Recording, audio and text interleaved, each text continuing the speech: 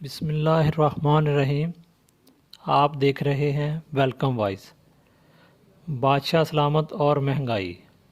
एक तंदूर वाला था जो 5 रुपए में रोटी बेचता था। इसे रोटी की कीमत में इजाफ़ा करना था, लेकिन बादशाह की इजाज़त के बगैर कोई इसकी कीमत नहीं बढ़ा सकता था। तो वो बादशाह के पास गया और कहने लगा, बादशाह सलामत, मुझे रोटी 10 रुपए करनी है। बादशाह ने कहा, 30 की कर दो, लेकिन 5 रुपए मेरे होंगे। तंदूर वाले ने कहा, बादशाह सलामत, इससे शोर मचेगा। बादशाह ने कहा, इसकी फ़िक्र ना करो और रोटी 30 रुपए की कर दो। मेरे बादशाह होने का क्या फ़ायदा, तुम अपना मुनाफा देखो। अगले दिन इसने रोटी की कीमत 30 रुपए कर दी।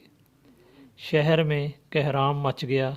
लोग बादशाह के पास पहुँचे और शिकायत की कि तंदूर वाला जुल्म कर रहा है, 30 रुपए की रोटी बेच रहा है। बादशाह ने अपने सिपाहियों से कहा कि मेरे दरबार में तंदूरी को पेश करो।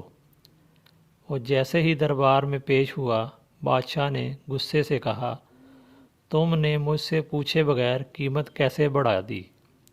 ये राया मेरी है, लोगों को भूखा मारना चाहते हो। बादशाह ने तंदूरी को हुक्म दिया कि तुम कल से आधी कीमत पर रोटी बेचोगे, वरना तुम्हारा सर कलम कर दिया जाएगा। बादशाह का हुक्म सुनकर अवाम ने ऊंची आवाज़ में कहा, बादशाह सलामत जिंदाबाद। अगले दिन से 30 की बजाय रोटी 15 रुपए में बिकने लगी।